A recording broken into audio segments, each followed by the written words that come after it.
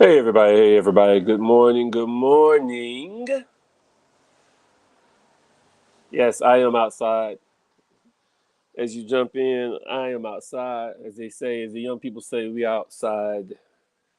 I am not in these streets though, but I am outside. Let folks get in the room in a second. And hopefully you are doing well today. I like being outside better than I like being inside. So we're gonna chat it up from outside today because it's kind of cool. It's kind of cool to be outside. And today,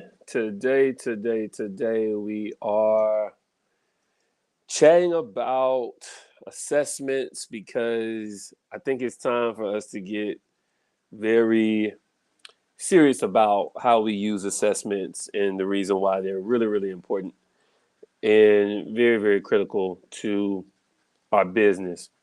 That being said, though, when you jump in the chat, when you jump in the room, at least jump in the chat, let us know you're here because that's really, really important.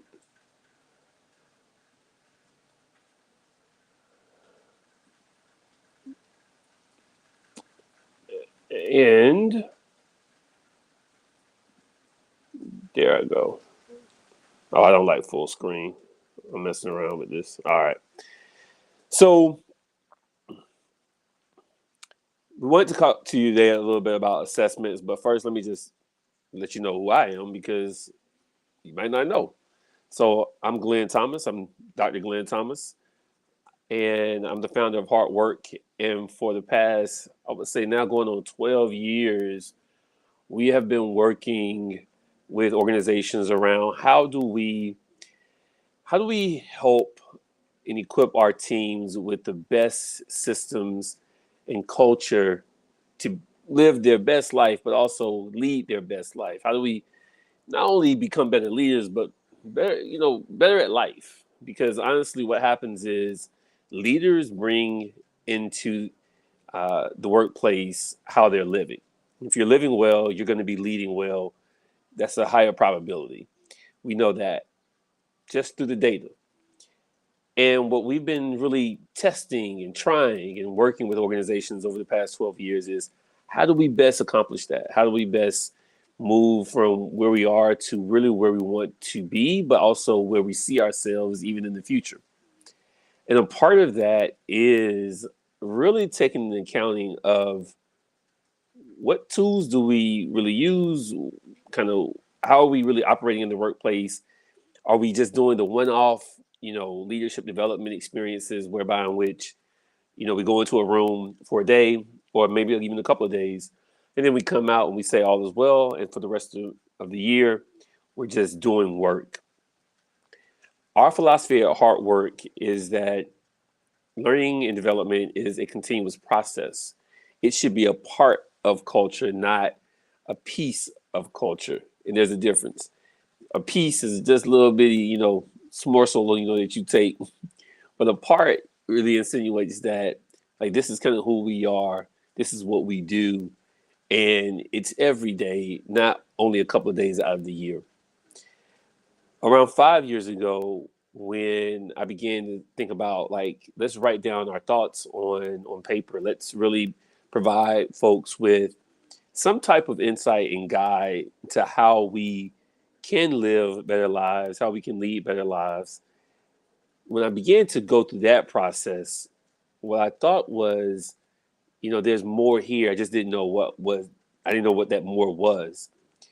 And a colleague and friend really set me down and said, Glenn, I've read the book, Hard Work, 19 Expressions of Heart-Centered Leaders. I've read the book, and I think that you have something deeper here. And you really should think about designing an assessment. Well, fast forward, that stuck with me. And I think that what I really saw was that we need to really understand how we move from the old assessments to the new assessments. I'm going to shout everybody out as you come in the room. Nisha, that's my people. What's going on with you? Uh, Glad you're here. Glad you're here. And so as we begin to really look at assessments that were in the field, right? And if you have ever taken an assessment, you kind of know about this, right? I call them like the big four, big five. You have strengths finders, you have disc profile, you have EQI 2.0, you have Myers Briggs, and then you have a couple of others that kind of fall in there. There are like three or four that fall in that top five, right? But those were the primary ones. And let's start off by saying we're not saying these assessments are bad at all, actually. All of these assessments actually contribute massive value for what they are. The DISC profile is definitely a personality assessment. EQ 2.0 is really around emotional intelligence. And then Strength Finders really is about, what are those key strengths? And I know some of my strengths, right? And they all have their use and their value.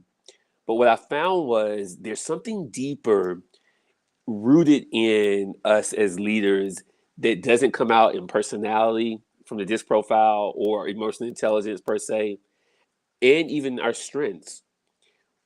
What we call them are heart-centered expressions, but more, I guess, practically in the terms that that everyone can understand. They're kind of like human skills, right? They're human. They're how we express ourselves more so. We like to say that the hard work profile assessment is not your personality, it's how you express your personality, right? Case in point, when you have a personality assessment, people will say, oh, you're really confident, you're high on the confidence level, you're high on the dominance level, or you're a high inspirational leader. And that's great to know. But what's even better to know is how do you express that inspirational leader inside of you? How do you express that dominance inside of you, or that confident leader inside of you? How do you express those aspects of your personality? Because if you think about it, you can be confident in a very toxic way. I want to say it again. You can be confident in a very toxic way. And because of that, if you don't understand how you express that confidence, then really what we're saying is confidence on the surface, just on its merit, is good enough. And confidence on its merit is not good enough. Just like resilience on its merit isn't good enough. Resilience can actually be toxic. I know, Glenn, what are you talking about? Any resilience is great resilience. Actually, no. Because if you reverse engineer people that have high resilience, they may overlook so many elements of what they experience so that they can't even learn from it because they're always just going, getting back in, overlooking what happened so they can't learn from it. So the hard work profile, I designed it because I said, you know what, we got to get to the core of what's really guiding us as leaders, as people. The core of us that's guiding us is how we express ourselves.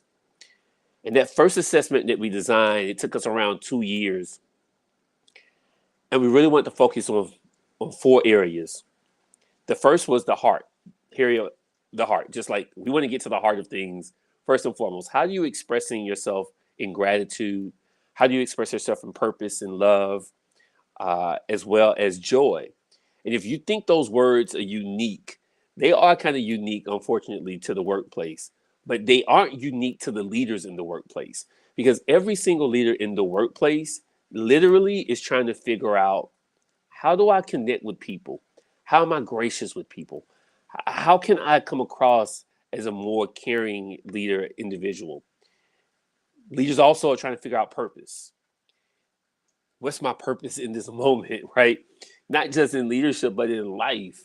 And if I have greater understanding of purpose, then I can express myself in a way with my teams, with my organization, that actually fuel us and contributes to the underlying reason why we're here, and that's to be successful.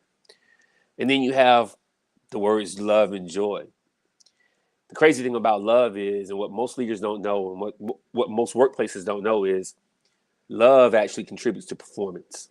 And I mean a high level of it. We conducted a study a little over a year ago, and what we found was love increases performance by more than 16%. And I want you to sit with that data point here. because it's very important. If you ask any leader in any organization if they wanted to increase revenue or impact by 16%, everybody 100% will tell you, will say, yes, I will take that. If love increases performance by 16%, I'll take that. And what we found was in this quantitative study a little over a year ago is that it increases performance by more than 16%. That's amazing and astonishing to know that if I actually tap into something that's essentially natural within my leaders, I can use that information not to manipulate them, but to illuminate them. And I think that's where we really need to focus. And that's what I think most leaders want to be. But because of the antiquated, traditional type of systems that we are accustomed to and have been trained around, we don't have those answers, honestly. And that's why we're here today. We want to provide you an answer, a solution to a problem that we've been facing for a very long time. The last one in that heart category would be joy. And I want to tell you something about joy. Joy, what we know from leaders, is that they're not experiencing it in the workplace. And what does that mean if a leader isn't experiencing joy? If they're not experiencing joy, then what's happening? That's translating into their team. You remember, you know how it is. On Friday, everyone's so excited, you're happy, and you're logging off at 4:59, if not sooner, because you're really excited about Saturday and Sunday. But on Sunday evening, you can tell if you got a little joy in you, depending on how you feel about Monday morning. And what we have found also through our data and through our assessment is that leaders aren't fulfilled. They aren't feeling that sense of joy. And if a leader isn't fulfilled, what we know is, again, that translates into their team. So I'm going to pause here. I want you to jump in the chat. We have some links in the chat for our website, which is online.heartworkleadership.com. We have a link in the chat right here. I'm going to show you this link. This goes to a great kind of deck that really provides you a quick snapshot of understanding, like, what is the assessment, the hard work profile really about? Because we have two. We have two assessments actually within our assessment suite. We have the leader assessment and we have the growth assessment. So let me take you back a little bit. The leader assessment was our first assessment that I just got to talk about a little bit. It has four categories that we work on in the leader assessment. The first one is heart. The second one is mind. The third one is wellness. And the fourth one is leadership.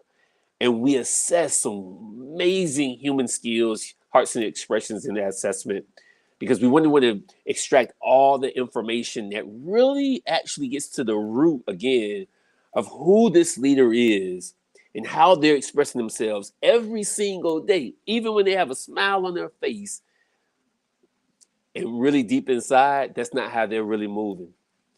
Deep inside, maybe wellness is being challenged and it's a struggle for them. Deep inside, maybe their resilience, their perseverance, their mindset is being challenged, and you don't really know it because on the external, right, that personality of theirs is kind of glossing over really how they're feeling within their heart-centered expression. I want us to make the distinction. The personality can say one thing, the expression is saying an entirely different thing. And so when we really assess and evaluate ourselves from a human skills, heart expression stance, we're able to really pull back the layer or the onion, if you will, to really get to the crux of the matter. How are we really expressing ourselves? So the first assessment that we designed is the leader assessment. And I'll go back to the four categories. The second one is the growth assessment. And if you click on this link here, this Canva link, this long link, it'll take you to our deck. It'll kind of show you a little bit about how we really focus on the assessment and why it's important and some of the key areas. And it'll tell you even how to get in contact with us.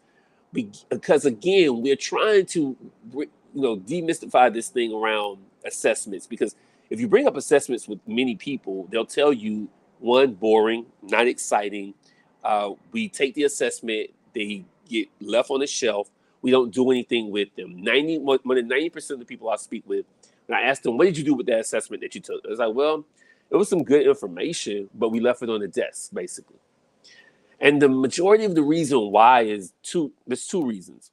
One, again, you're not really getting to the crux of the matter.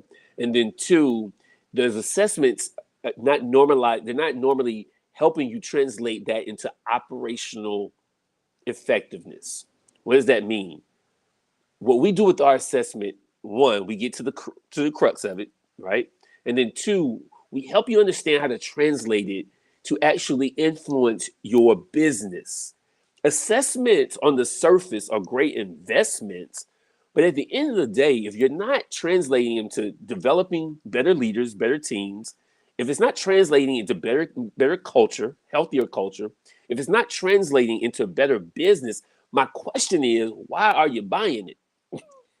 Because look, again, assessments are great, but what we wanted to accomplish with the hard work profile is say, listen, we're going to give you the leader assessment first, because each person needs to go through an intrapersonal experience to understand fully how they show up in the workplace and how that translates into being a leader for their teams, right? You can be confident, but you can be toxic confident, okay?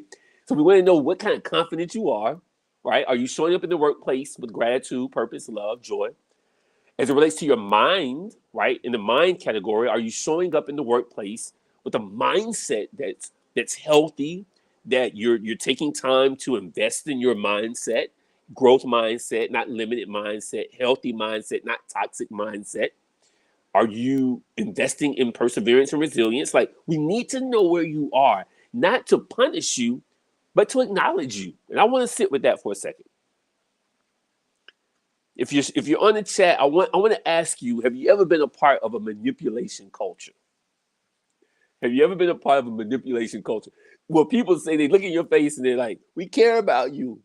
And you know, based on their actions, care really isn't the bottom line for them. They're really just needing to get an outcome from you. If you ever been in that culture, drop it in the chat. Drop it in the chat. We got somebody dropping it in the chat. I can't see you. If you want to put your name in there, put your name in there. But I love the comment. They say they love the hard work profile assessment, and they have successfully integrated the key. I'm going to show it here. I'm going to show it on the thing right here. The key learnings into our culture. I appreciate you dropping it in the chat. We really try and ask folks, beyond taking the assessment, are you going to integrate the assessment? Like, are you going to use it? And people know when we talk about this, I always ask them, like, if we don't use it, I mean, I don't want you to waste the money or the time. Because if you ask yourself the questions that are in the assessment, the reflective questions, if you go through the exercises, then you're going to really peel back those layers again, right? You're going to really begin to have conversations that are more meaningful, right? That's Dale, my brother from another mother. Dale, man, what's going on with you, brother? Thanks for jumping in the chat, man. Thanks for jumping in live. I think Dale's team down in Atlanta with Goodwill is a great example. I tell this story actually. So, post us going down and working with Dale's team, they actually activated a lot of things. Dale was on it. I didn't even know half the stuff they were doing, and Dale sent me some information and whatnot. We were talking, just having a chat. And you remember this, Dale? We were having a chat. I don't know if you remember this, and you were telling me some things that were happening. I was like, I didn't even know that. And I'm saying that to say that when we activate the work, there's no limit to what you can do. Because what we always share with folks is this: listen, we want to get you started. Like, you have all the answers as an organization, as a team, as leaders. Like, you have the answers actually, because you have the people. Like, you know the people, you know the culture, you understand the business, the systems, the operations. You get it. What we're just trying to do is just activate a piece of the puzzle that may not have been activated just through information, right? Just through having information. And because of that, we're able to then say, okay, let's make some decisions here. Like, all right, the data tells us that we're not eating well. Our leaders are not eating well. They're not resting. Our leaders are not fulfilled in the workplace. And because of that, let's do something about that. Like we can activate on that information. So the leader assessment, which is what Dale's team actually took a couple of years ago, covers that heart, mind, wellness, and leadership space, right? And back at you, bro. and and so it really digs into really some very relevant things. So when who you are matches how you show up, you present your most authentic self. Thanks for sharing that. I think that goes to the heart of what we're really trying to elicit, right? We're trying to say that when who you are matches how you show up, right? Personality matches how you show up, right? You present your most authentic self. And that personality is great, but how you expressing that personality is really key and is very, very, very real. Because we can put on a good presentation as leaders. And the hard work profile is really about saying, listen, we get the presentation, but we want to get what's underneath the presentation to understand how can we develop onboarding plans? How can we develop coaching plans that really speak to how Glenn expresses himself, right? Glenn is high gratitude, right? High love. So if I know that about Glenn, then I know that I can design an onboarding plan that really taps into that. I'm going to speak about how Glenn can activate gratitude in his leadership, with his team, with our organization. Because I already know that there's some other areas in our organization that are not high gratitude. And it's not about making people something, it's about illuminating who they are. I want to say that again. It's not about making people something. It's about illuminating who they are and working with them. Because yes, of course, there are always areas that we can improve and get better in. But I always ask the question, are we illuminating the really, really good stuff? And many times the answer is no. And not because we don't want to, it's because we don't know. We don't have the information. And if we don't have the information, then it's going to be difficult to do so. If you're in an organization with 50 people or 5,000 people, obviously there's a difference there. But the key similarity is this: people. It's people. 50 people or 5,000 people or 50,000 people.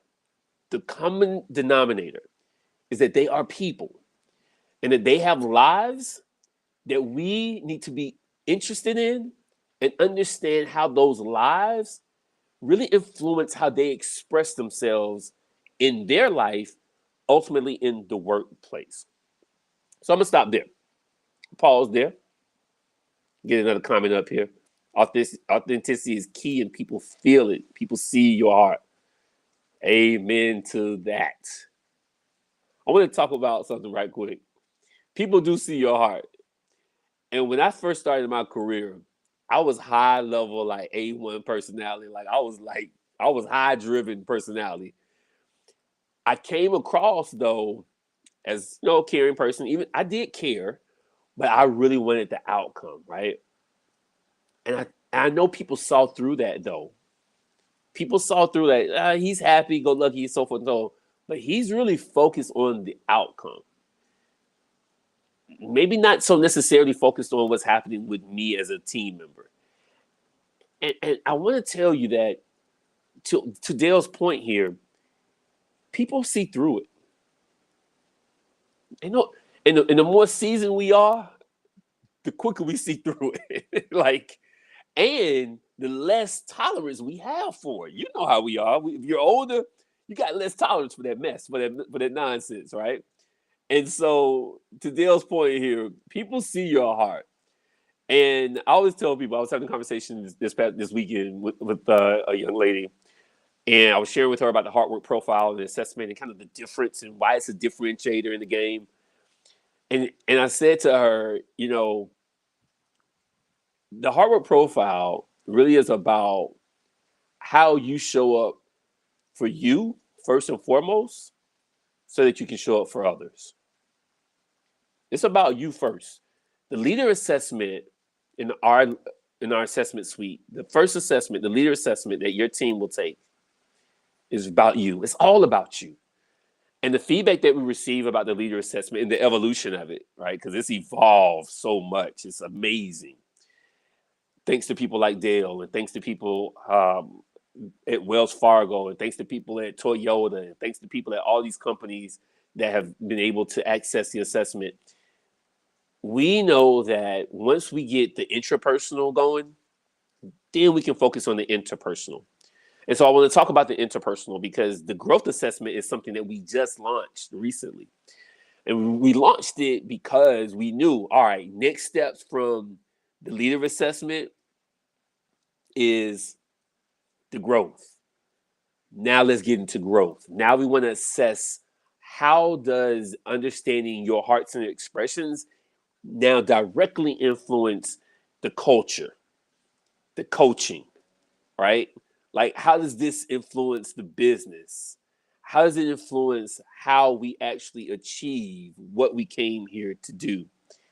And so the growth assessment gets to really more specific areas of the translation between the intrapersonal development and understanding and the interpersonal development and application. Okay, let me show this here. I got another one. So Dale says, using the 19 expressions. Thanks for saying this, man. Dale is preaching it today. Using the 19 expressions was not about good or bad. Amen. Once you get past that and understand that it's about where you want to show up more, you can then move forward in a powerful way. Amen to that. And thanks for sharing that.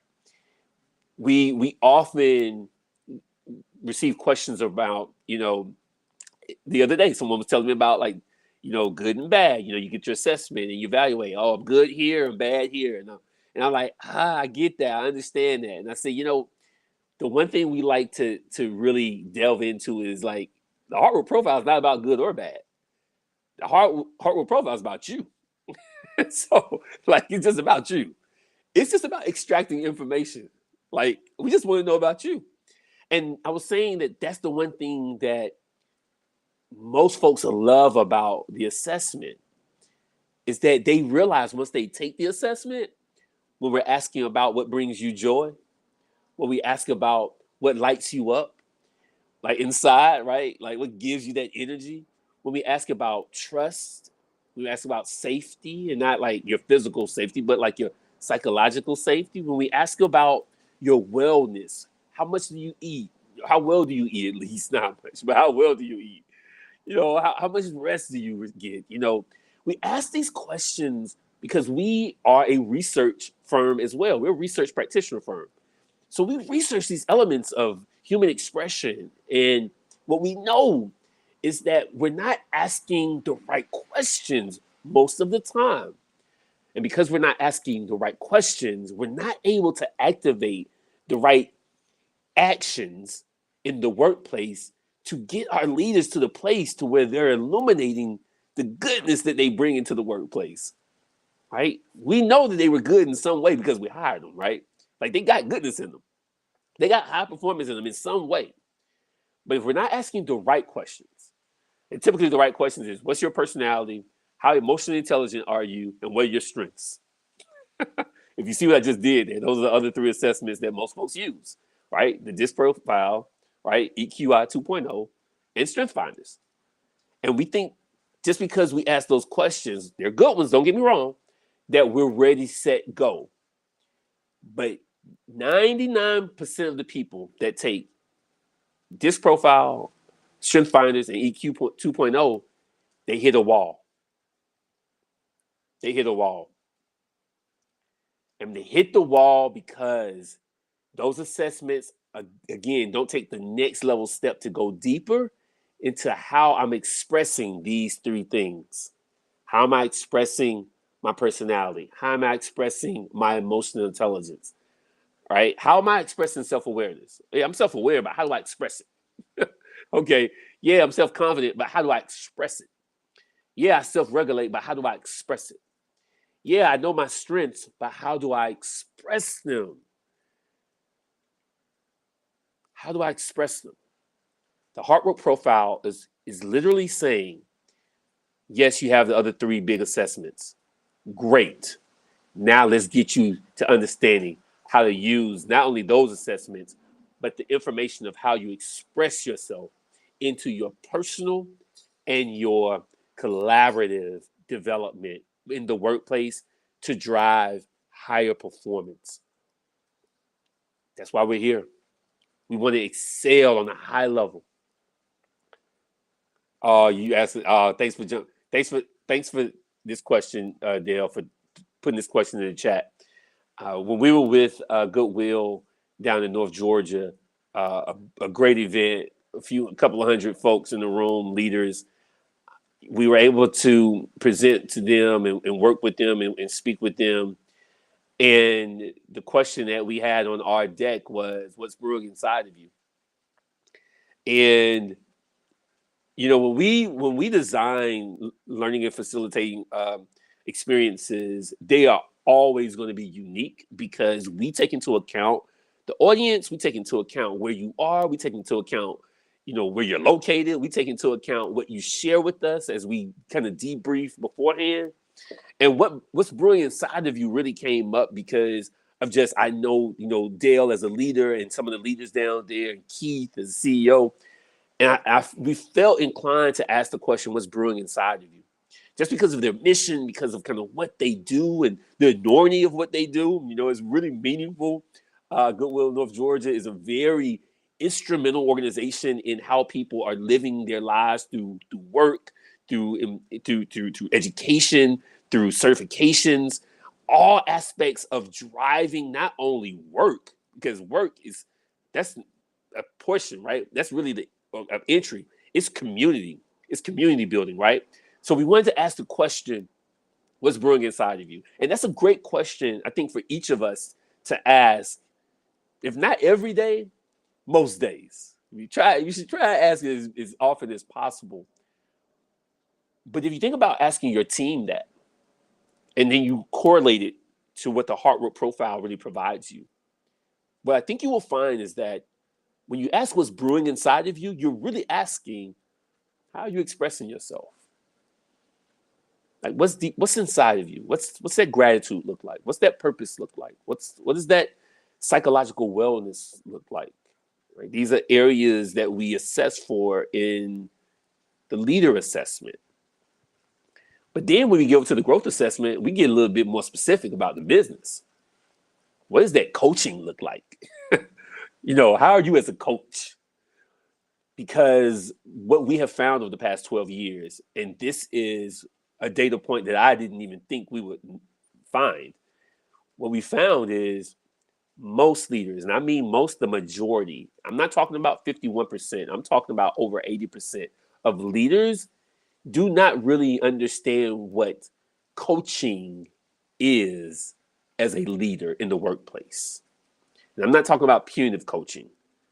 I'm talking about coaching the gifts, passions, and skills in a team member.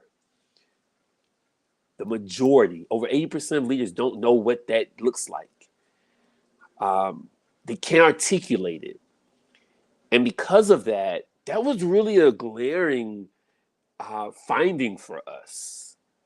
Man, like coaching to me that's the essence of being an effective, a connected, a heart-centered leader.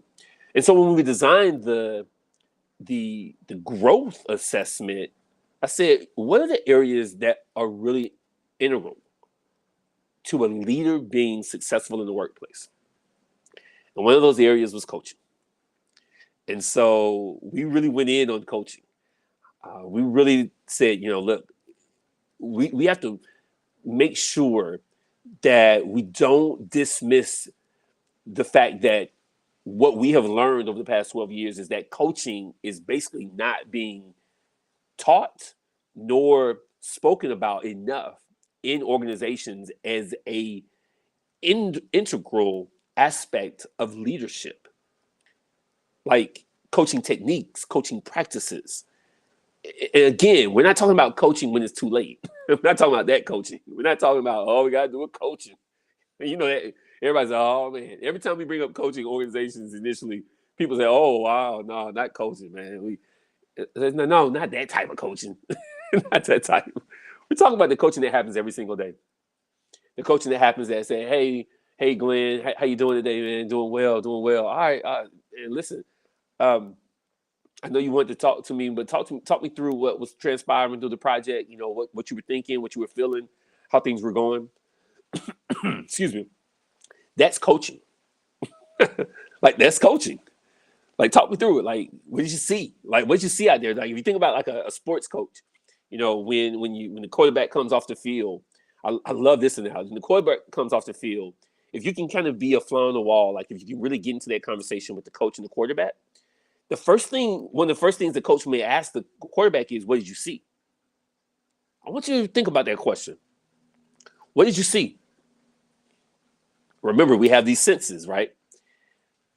The coach asked the quarterback, what did he see? Because the coach is not in the quarterback's position. The coach is the coach. The coach could have easily said to him, listen, this is what I saw out there. He doesn't do that. The coach asks a question. What did you see? Why is it important? Because one, we know the coach can see, but why is it important that the coach asks, what did you see? I'm going to stop there. Think about that. Are you asking your teams, what are they seeing? Are you asking your teams, back to Dale's point about that question we asked, are you asking them what's brewing inside of you? Because as we coach our leaders are seeing how to best coach their teams based on the questions that we ask, based on the importance of looking inside, not outside, based on how we assess, how we express ourselves. What questions are you asking? So, got something for you. So recently, published a book.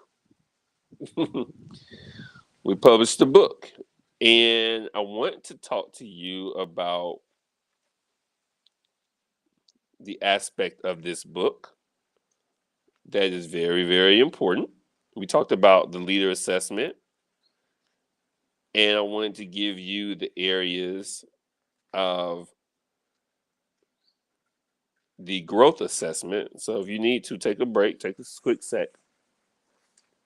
Got a comment in here. I'm going to put this comment up here quickly. I like this. So first is coaching. We talk about coaching and the growth assessment. All right. That's the first thing we should be considering. When you think about the hard work profile, we get to it.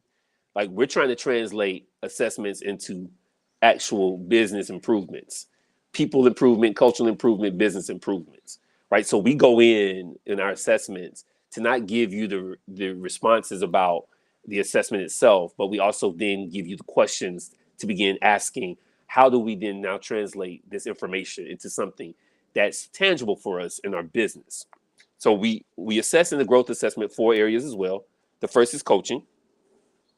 All right. The second is teams. So we've done a lot of research on teaming, and we talk about teaming a lot within the construct of our clients as well as our collaborative partners. We talk about teaming. Go check out Dr. Amy Edmondson. There are a lot of folks that talk about teaming in the research space, but we really highlight Dr. Amy Edmondson and some of her work around teaming, as well as her work around psychological safety. So first, again, coaching, teaming. All right, the third area that we focus on in our growth assessment, I want to give them to you in order, is culture. We talk about designing a culture that reflects love. And the reason why we say that is because love has to have a design behind it. When you reflect the culture, like you got to design this thing. And when we talk about designing, we talk about your policies and practices, your standards of practice, depending on what type of organization you are, your operational manual, your team manual. have you designed it with love? What does that mean, Glenn? What it means is that when we do an assessment and audit of sorts of a prospective client, we ask to see all of their documentation that guides their organization, whether it be operating manuals, policies, and standards and procedures, you name it. We want to take a look about how you're speaking about your organization, because how you speak about it in the guiding documents that guide you as an organization operationally, that's how people will receive you. So if you say you want to be a loving organization, yet your policies and practices and your standards of your operating manuals don't speak to love, then love won't exist. It doesn't matter how many learning and development experiences you put people through. You can't make them love if you don't speak to them in a loving fashion. An example of that is the organization we're working with now. We've been with them now going on 4 years, and we have gone full circle working in policies and standards to really ensure that they are able to reflect not only in their words, but also in the documents that guide their organization. There's an academic definition of love that we love to use. It's that love in the workplace is the sum of the communications, actions, and policies, or communications, policies, and actions that create a safe workplace. I'm going to say that again, and hopefully I want you to write that down. It's not mine. It's an academic definition. Love is the sum. Love in the workplace is the sum of the communications, policies, and actions that create a safe work environment. That's powerful. And if you think about love in that sense in the workplace, we all should aspire to that definition. All right, we got coaching, teams, culture. Those are the first 3 categories in the growth assessment for the hard work profile. And the last one is the one I love the most. I don't love it the most. I'm gonna stop. That's a lie. I love it deeply because it speaks to the business aspect of what we're doing here. The last one is execute. We got to execute. We got to deliver the goods. When I was at Target retail for a couple of years. Delivering for results was one of our competencies, leadership competencies. And I love that. I love that element. And so we wanted to translate that into something. And so we call it execute. Execute. Like, you can do everything right, but we don't execute, then we fell short. So I'm going to put this up on the board here. Thanks for sharing this, Dale. It says people tend to use coaching and corrective action interchangeably. Ooh, don't they know? Don't they know? Don't they? I used to. I was one. I was guilty. Don't get me wrong. Years ago, I was guilty. And they are very different. They are different. They're not interchangeable. We have to separate the acts and leverage them for the intended purpose, man. Dale's on here preaching today. I hope y'all picking up what Dale is dropping. And that's one of the elements that we see the most, that we're using corrective action and coaching interchangeably, and they should not be. They shouldn't be, okay? Coaching is a really positive experience. It should be a massively positive experience. And if it's done well, if done really well, corrective action should be rarely ever seen in the workplace. I'm not saying it's never going to be seen. Don't get me wrong. But it should be rarely seen, actually. Because as you begin to design a culture of coaching, what's going to happen is the people on the fringes, they're going to make a decision. Either we're going to jump in with those folks, or we're going to find ourselves in a position where we're not going to be here anymore. And that's not a negative thing.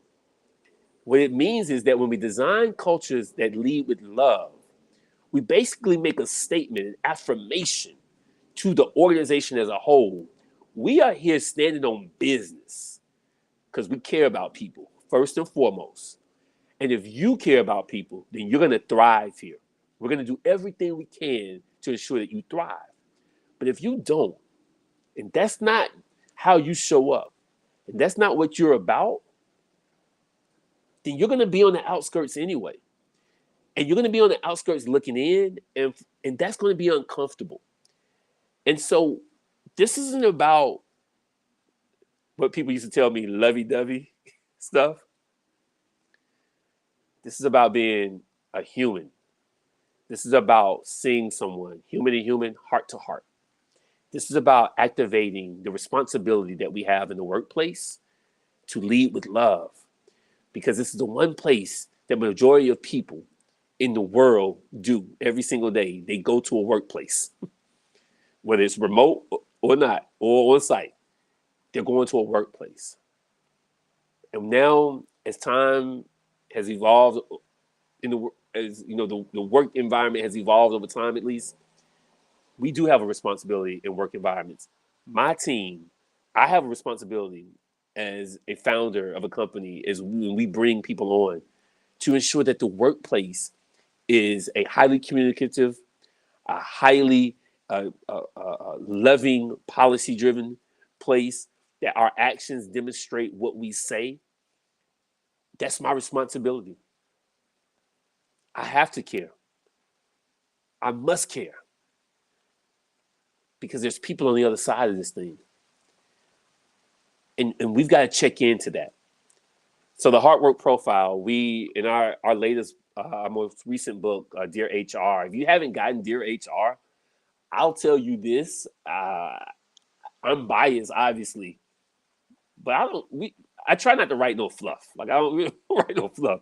We want to get to the crux of it. We want to tell you a story about an individual in this book. We go through the story about what it means, this relationship between team members and HR, and what it means to design a workplace that leads with love. That's what this is about, a blueprint for designing workplaces that lead with love, Dear HR. And I want to also share with you, like, the assessments, I'll get right back to in a second, the hard work profile, but we have two other books, right? Hard Work, How to Live, Love, and Lead from the Inside Out, and then Hard Work, 19 Expressions of Heart-Centered Leaders. All books that are on Amazon. And people used to joke me a lot, because they would say, man, you always writing the book. I always tell people, there was a time where I wasn't writing at all.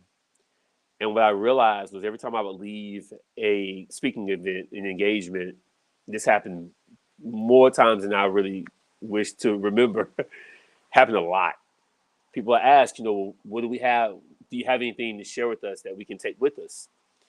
And I just decided, I said, you know what? We're going to commit to ourselves that we're going to write all of what we're doing, and ensure that people have a guide, aside from speaking events, aside from the assessment, that you have guides that help you really activate this.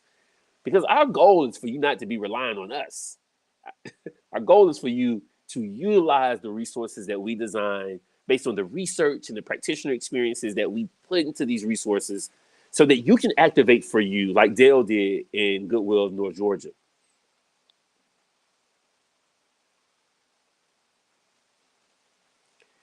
So yeah, man. Thanks for that, bro. Listen. I want more people to care.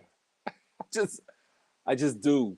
I've seen the power of it in your life and in your leadership. More people caring, and I'll tell you this though. A lot of people get down on this young generation. I know we have I forget the numbers in the letters. I'm Gen X, I think. Gen X, Gen Y, Gen Z, millennials. Young people care. Young people are caring. Uh, and I want to say that because I think it's important that I think young people get a lot of knocks because of the way they move. But I'll tell you something. Young people care. And I was reading something the other day from the former CEO or the founder of LinkedIn. And he was talking about some data points that they were seeing that were really interesting. And this is very important to think about. There's a data point, a stat out there around what the workplace will look like, or what work will look like in 2030, 6 years from now, less than 6 years. And that data says that half of jobs, or half of workers at least, will be a part of the gig economy. I want you to understand what that means. The gig economy basically is like, listen, we're freelancing out here. And the reason why people are more empowered, it's a combination of technology, intellect, and awareness. I want you to sit with that. Excuse me. Technology, intellect, and awareness. The greater technology has evolved, and it's crazy, obviously, at this point with AI. Intellect, when technology meets intellect, excuse me, and then technology meets intellect, and you activate awareness. Woo! Now you have folks that saying, you know what, I'm really smart, and I have technology at my disposal, and now I'm aware of how I can activate that intelligence with that technology. You're going to get more freelancers. You're going to get more people. They're going to say, listen, I'm a freelancer. Talk to me talk to me and tell me why I should join you. Glenn, why are you bringing this up? This is why I'm bringing it up. I'm bringing it up because it's a competition out here. It's competition, baby. And every company I'm speaking to right now, you hear this, you see this video, and you're hearing what we're talking about. If you're not activating the hard work profile, or it's really the only thing on the market right now, I like the hard work profile, honestly. If you're not activating this thing right now and utilizing it to your advantage, you are missing out, because this is a competition. And when we audit our prospective clients, excuse me, when we audit our prospective clients, we say, hey, show us your job announcements. Show us your job announcement. They're like, why? Like, I just want to see how you're talking to folks that you're trying to hire.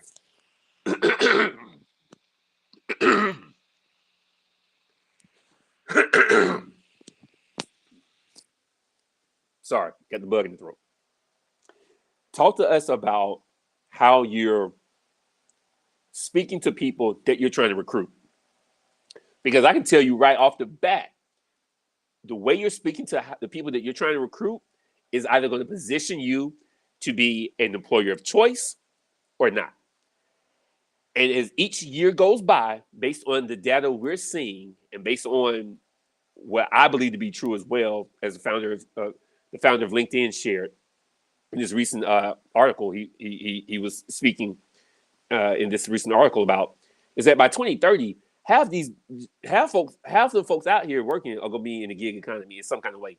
Meaning you're going to have 2 or 3 jobs. You might have a full-time job, but you're going to be freelancing. So you're going to have options. You're going to be making money probably equal to equivalent to your 9 to 5 on your freelance gig.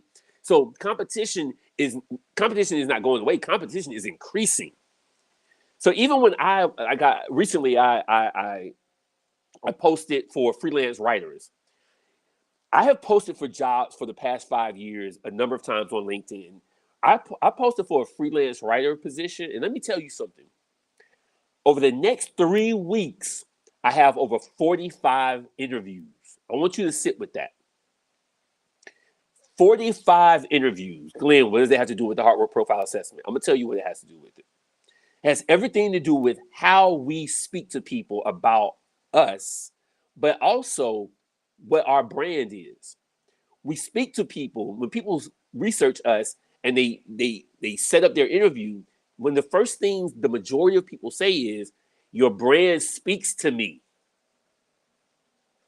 It speaks to me.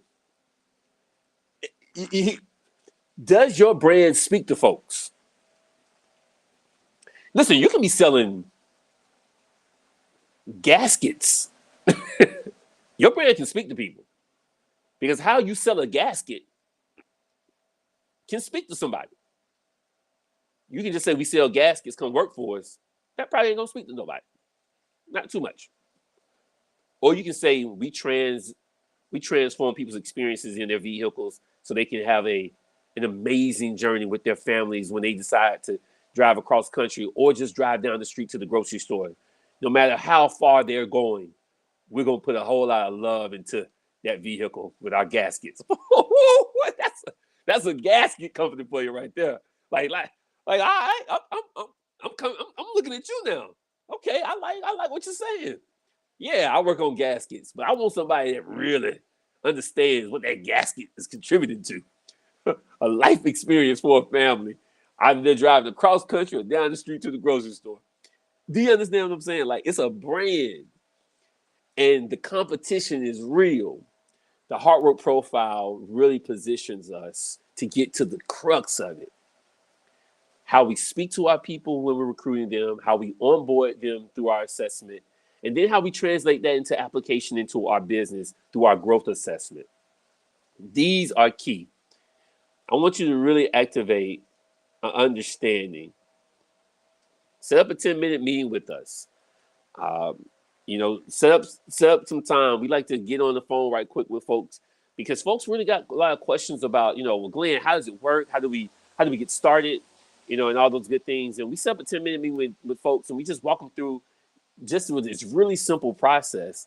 And the great thing about the hard work profile assessment, which I'll talk to you a little bit about now, is that as an onboarding tool, it's amazing because even before your team member comes into the organization, let's say you've hired them, you're able to send this assessment to them via a link. They can take it on their phone, their laptop, whatever. It's really compatible with phone use. So just take it on your iPhone or your Samsung. And you're able to activate it immediately so you can begin to demonstrate to them, listen, I'm asking the right questions. And they can understand, like, oh, hard work profile. Like, you care about my heart? You care about how I express myself? That's what's up. Like, okay. And now you have this information, and now you go on this journey with them from the beginning so that you don't get to that 90-day window where they're dismayed, where they're disconnected, where it's disjointed. Things are not feeling collaborative. Things are not feeling caring. Things are not feeling loving. That you're actually able to connect with them from the start. I always share with companies is that the best time to activate the connection is before they start the job. Activate before. It's just like any relationship that's meaningful. You don't wait till you're 5 months in. When you meet that person, you activate. You activate connection. You demonstrate through your actions, through your communication, through whatever else you do, your shared values, that you're there with them through a genuine reason, and it's action time. And you're going to demonstrate that. So the hard work profile leader assessment is for that beginning space. Now, you can also use the hard work profile leader assessment for development. But I always say, start it in the beginning if you can. Okay? And if you can't, start it where you are. And then the growth assessment is that activation 6 to 9 months out after the leader assessment. You want to give yourself time to work through the report. Each report is 7 pages, but in the report, you're going to get reflective questions and exercises.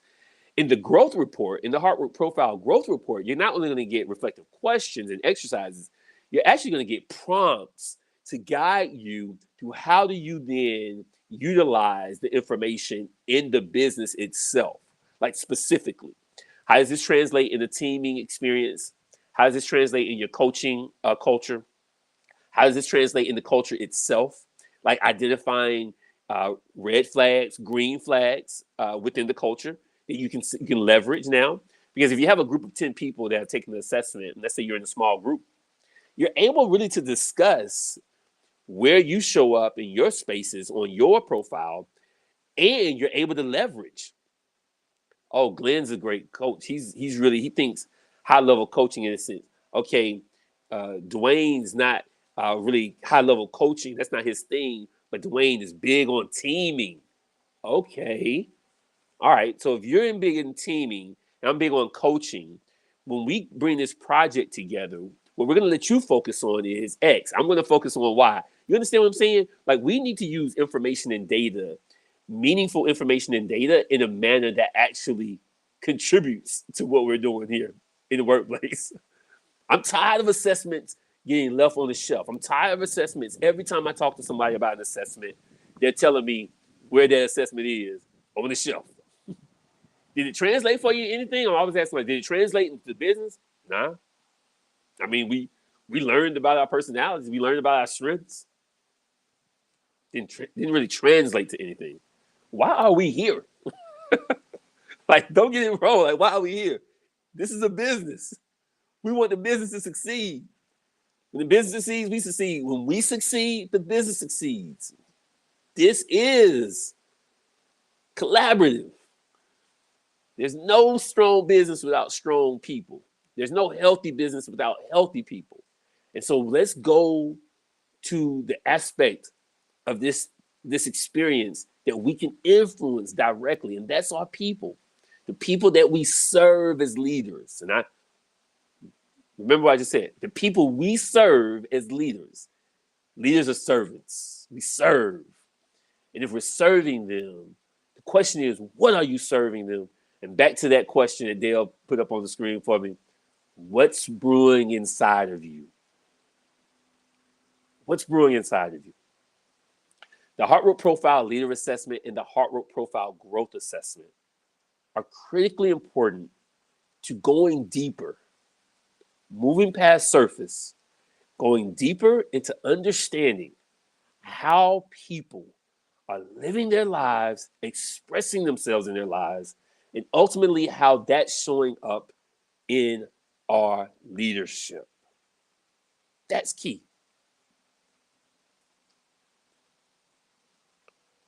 Go into a comment.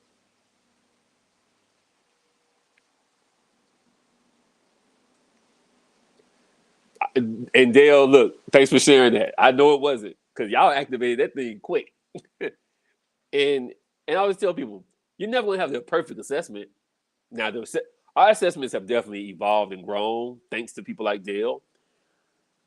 You don't have to have the perfect assessment, but you can definitely have the better questions and a better assessment so you can activate better results. And Goodwill of North Georgia didn't leave it on the shelf.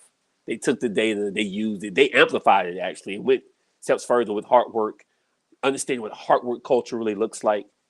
A lot of people will ask us, okay, if you sell assessments, like, do you support the assessments once people take the assessments? The answer is yes, we do support it. We don't support everyone because everyone doesn't want to support or need the support in that sense.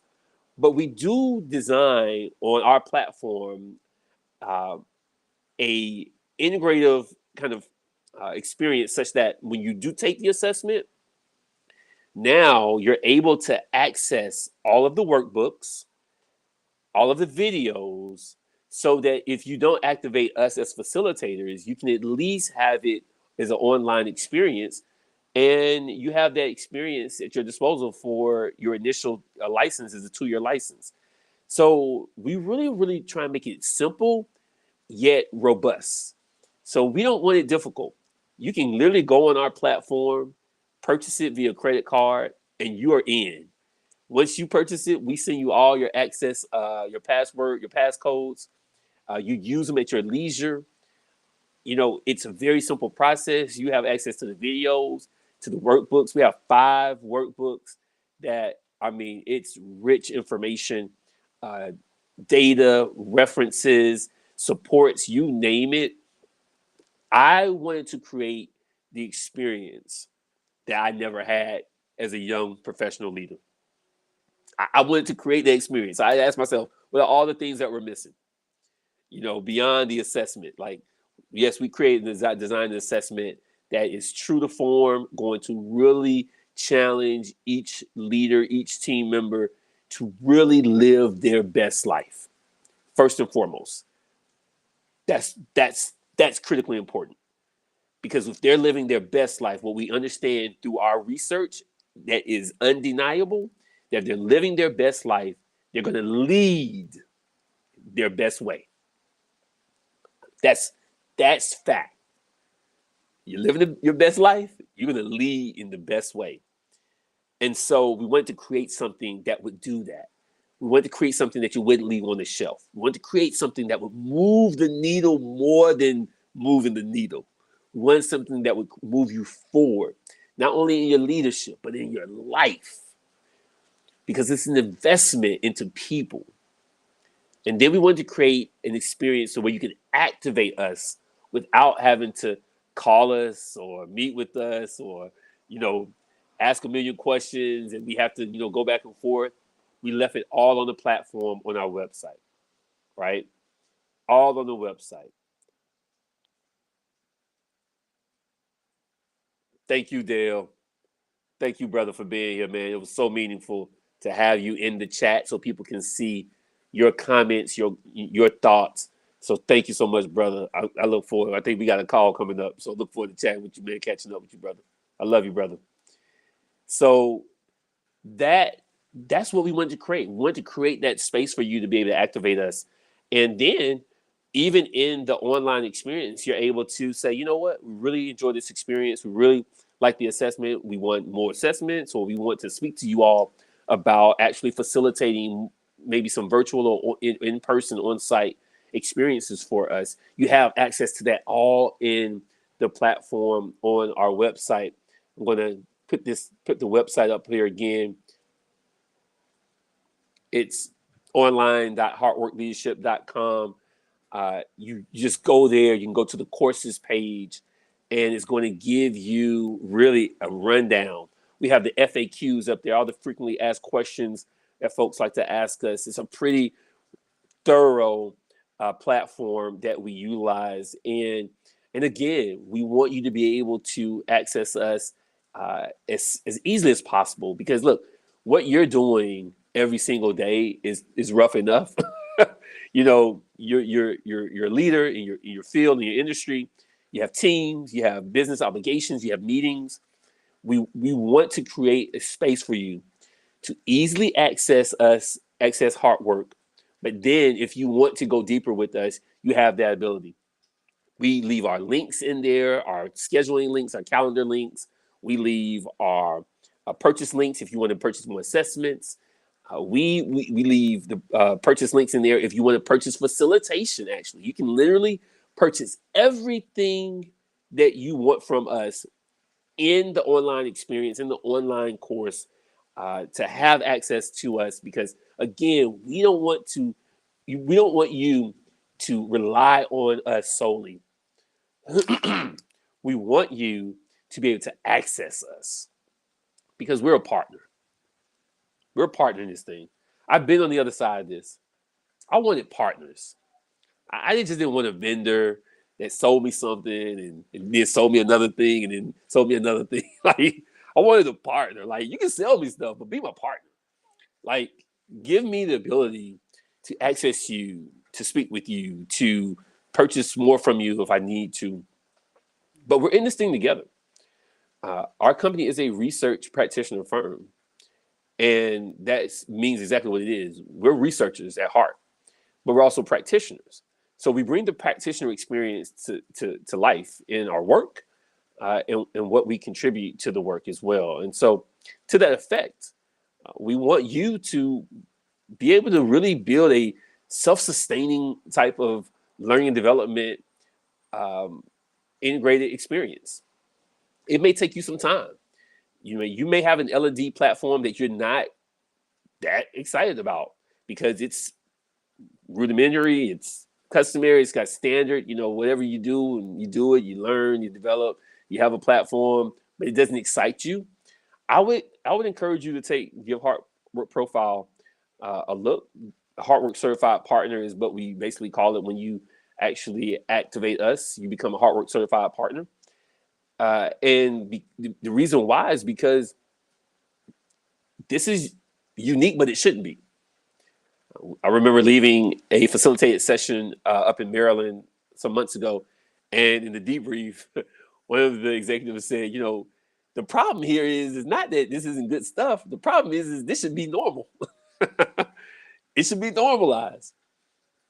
It should be normal to talk about love in the workplace. It should be. And that's our mission. Our mission is to normalize love in the workplace. And the reason why we want to normalize it It's because love exists in the workplace already. We just don't talk about it. And because we don't talk about it, we don't activate it. And because we don't activate it, we can't illuminate it.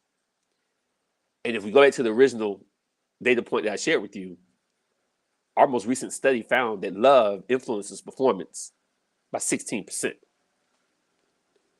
If you're willing to activate 16%, then I encourage you to access hard work, because this is the most natural way of leading, is through love. There was a famous minister. He said, love is the first job of leading. Leadership without love is manipulation. Love is the first job of leading. Leadership without love is manipulation. I want us to do more loving and less manipulation. You get more bees with honey than vinegar. We are high performing when we are activating and illuminating the genuine heart-centered expressions of our team and our leaders. We are then excelling at a high level. And I want to challenge each of us to activate the resources that can do so. Look, there are a lot of great tools out there that you can use. And I encourage you, depending on where you are, use them as often as you can. But what I also say to you is this. We designed the hard work profile to not be a secondary, tertiary, or even fourth or fifth access point for you. We designed it to be the initial access point for you. Get to the heart of it first. Then look at the personality. Then look at the strengths. Then look at the emotional intelligence. Because at the heart of this, we understand fundamentally how we express everything in our lives, how we show up, how we treat one another, even more importantly, how we treat ourselves. When people say they have difficulty with love in the workplace, this idea of love in the workplace, I say, well, two things. I don't believe it's difficulty about love in the workplace. It's two things. We probably have difficulty with love within ourselves, and then we have difficulty understanding how love translates, period. Those are challenges that we can work on, but we have to be able to activate first. The Heart Work Profile assessment, the Heart Work Profile leader assessment, the Heart Work Profile growth assessment equips us to give our team members the opportunity to activate that first step, that initial step, to understand how we show up in life and how we show up in leadership. So I encourage you to, if you don't do anything, one, go to our website. Two, set up a meeting with us, okay? 10-minute meeting. We just want to understand where you are and what you're looking for and what you need. Maybe we can help you. We think we can, for the most part, in most instances, but not always. But we just want to get through it and see if we can. And if we can, great. And if we can't, we'll definitely guide you to a place that can help you. And then also take a link, click the link, the Canva link, and it'll take you to our deck. This really gives you a great understanding and overview how we use the assessments through onboarding, through development, through coaching, and through succession and exit. So often we don't understand that how we love in it should be the same principles of how we love out. Well, what do I mean by that? How someone onboards and comes into the organization, we should be really understanding that when they leave, whether it's on good terms or bad terms, honestly, that we love them out of the organization as well. And why is that important? Because we care about people. That's why. Not because it's just good for the business. No, because we care about people. Because we care about how you came in, and we should care about how you leave. Maybe you're mad at us when you leave. That's okay. We love you. And we're going to demonstrate that through our actions. Doesn't mean we're going to always give you everything you need. That's not what organizations are about. We understand that. But giving you everything you need is not about love. Sometimes it's just about affection. It's about intimacy. It's about caring. And I know those words are crazy to use, right? But if you know what those words mean in the context of workplace, then it's not crazy. Affection is not me hugging on you or kissing on you in the workplace. Affection is how do you receive connection? Time. It may be time. It may be compliments on your work.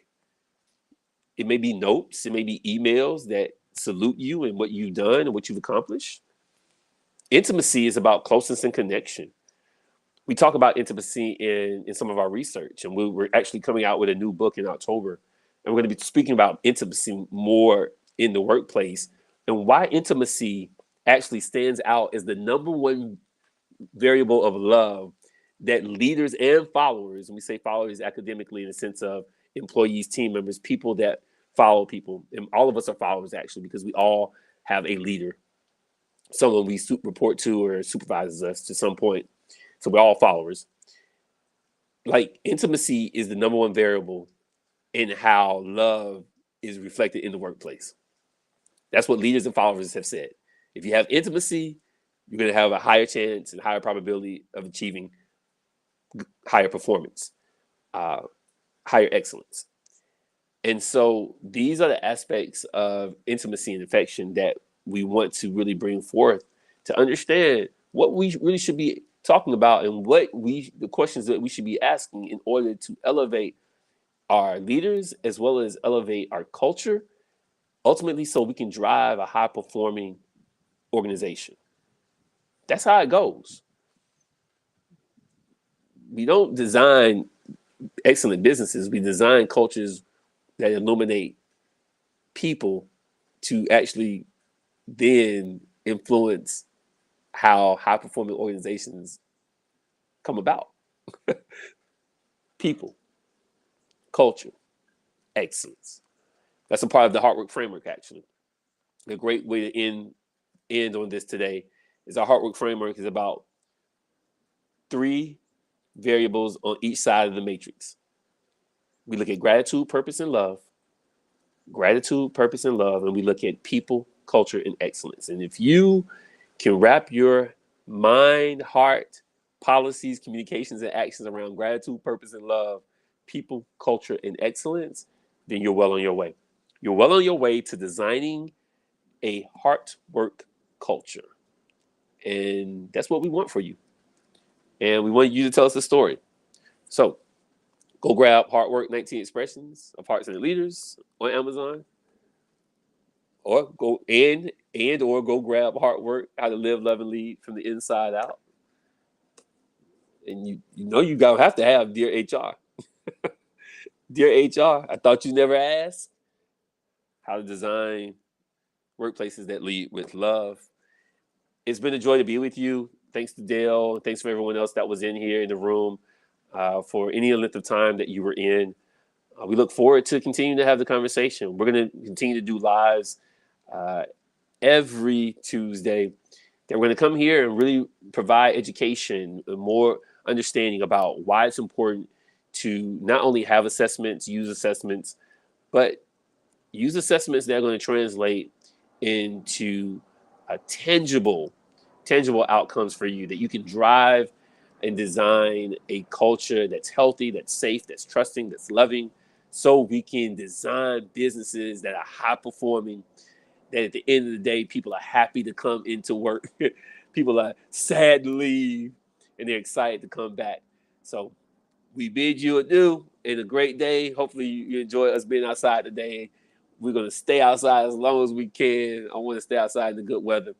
We love you. You can't do nothing about it. We always want to let you know that. We love you, and you can't do nothing about it. We wish you a great hard work day.